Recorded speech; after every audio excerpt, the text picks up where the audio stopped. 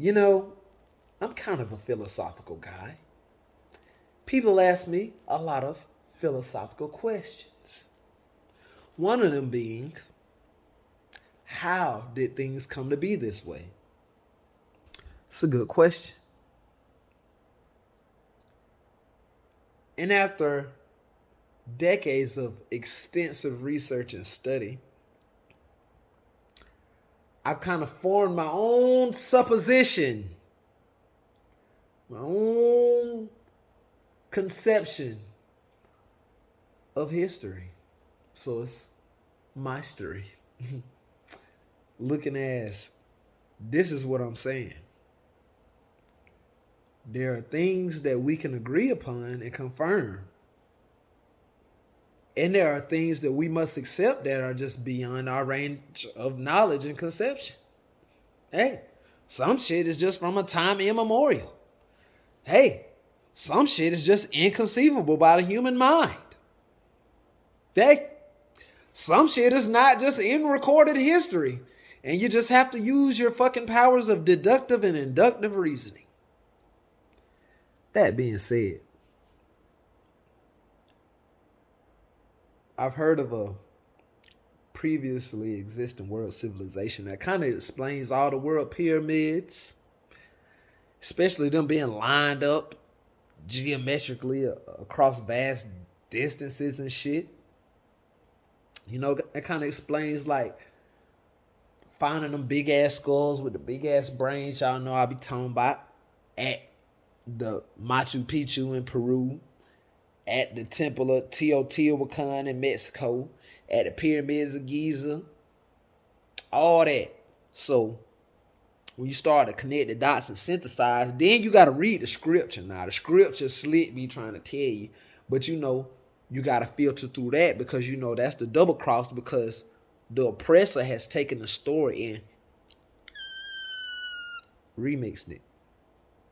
So you got to peep, you know, you got to look at the fucking world around you too and not just take what people are telling you and just run with it. Use your own good goddamn sense like, shit do be like that. You know, shit be like that. And if you ever notice when some shit don't really be like that, it's probably an anomaly or some shit, you know? Like, damn, I ain't never found 72 grams of sugar concentrated nowhere in one place in nature in this proportion. Like, damn, this must be some shit somebody engineered. This is obviously some fucking Reese cups that somebody made in a lab. And the truth is, somebody that didn't know any better might see it and think it's natural. But the truth is, somebody did make that. And it's the same about life forms. And I came to the conclusion that people from our ancestral past, dating back how far, I don't know. But they must have been master geneticists. Because there are life forms in the earth that are clearly not the spawn of nature. Like the duck-billed platypus has the body of a goddamn beaver, right? With a duck bill, right? The shit lays hard-shelled eggs, not warm-blooded live young like how the rest of mammals do. You know, it lays eggs like a fucking bird or reptile. And it got this custom-made poisonous barb and shit. You look like, damn, look like somebody would just build a bear and some shit, you know? And I started to learn about Fibonacci and phi ratios and realized, like, damn, the same phi ratios, right, for us and horses and shit, it's the same proportions, like, for the body parts. So if you ever see some shit that's, like, not proportional, like the wiener dog, this long body ass Dachshund ain't normal, bro. It's genetically engineered. And people try to say some dumbass shit about a giraffe's neck stretching long over time, but they don't know shit about genetics and that it just doesn't work like that. Just because you want to reach that shit, your neck ain't just going but a motherfucker that don't know nothing now and just egotistical tell you, oh yeah, I'm telling you, bro, over a million years your neck could get long like that too if you wanted at least bad enough and shit like that. But that's not how the fuck genetics work. Like, you gonna look like your dad, you gonna be, you know what I'm saying, your mom, boom, it's this passed down. A zebra ain't never gonna turn into an octopus, no matter how bad and environmental conditions and shit. It don't fucking work like that. I'm trying to tell you. So a big stop is to look at genetics. And you see that there are groups of Homo sapiens who can't even fucking mate with each other because they're so distantly related. There are groups of people who have a blood type where they could donate to all other humans.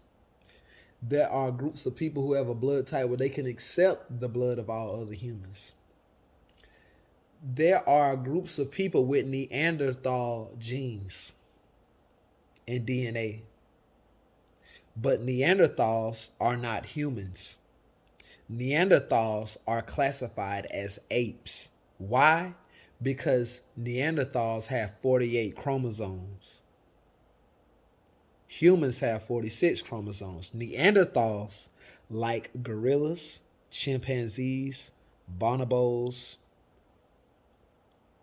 baboons, orangutans, they all have 48 chromosomes. But a Neanderthal is more human-like than, say, a baboon. But that's because there seems to be varying degrees of what we might call humanity present in different species of hominids throughout the earth. Hello, somebody. The great apes, like the gorilla, he doesn't seem to be the spawn of nature. He has 32 teeth and at times walks upright on 2 feet like a human. He behaves in a way that's more sophisticated and socially aware than the average beast, you know. And the gorilla is just not alone. It's even the dolphin. The dolphin is not behaving normally, y'all. It recognizes its own reflection in the mirror. We've studied the cerebral cortices of fucking dolphins, and there's so many convolutions in their cerebral hemisphere that you like, damn, it's like looking at an arm that you know that shit cut up, that bit must be goddamn strong and able to do some work. That's how it is when you look at convolutions in the cerebral cortex and, you know, surface area. Just like big ass arm, deep ass cuts, he probably strong. Big ass brain with all them convolutions, damn, it's some cortical activity going on with this motherfucker, ain't it? So look at octopuses. Octopus got 9 brains and 3 hearts. Look that shit up.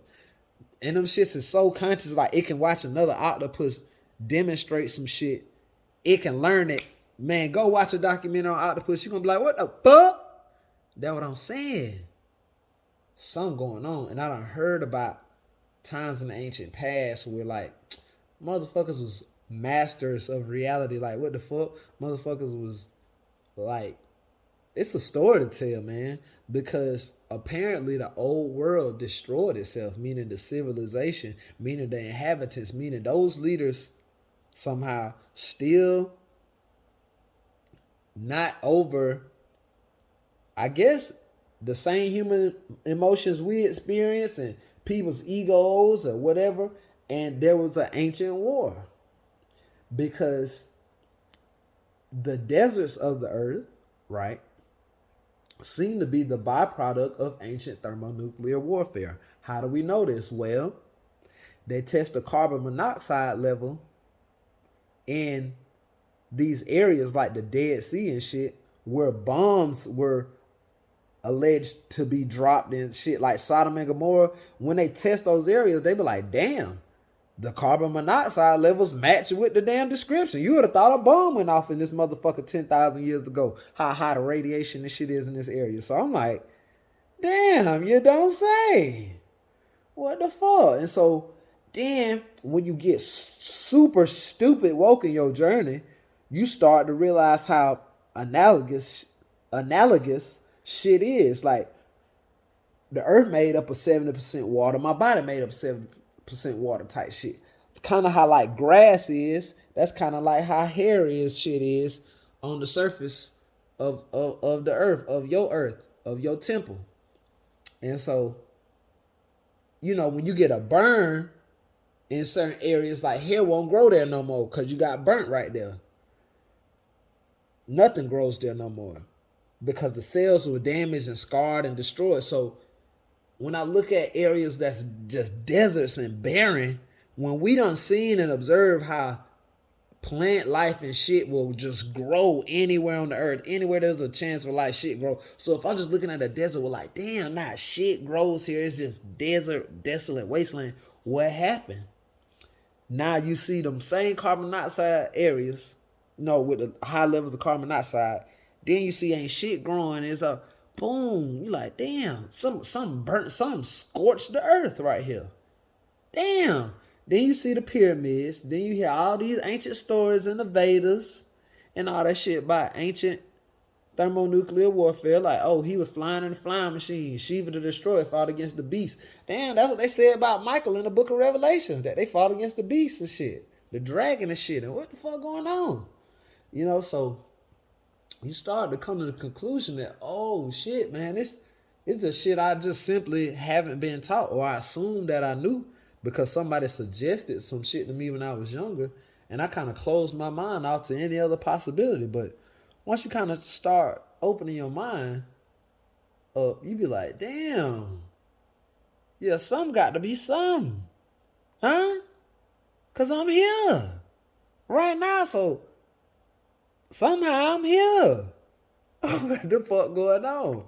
But this conversation is to be continued. But you best believe the hood therapy is me.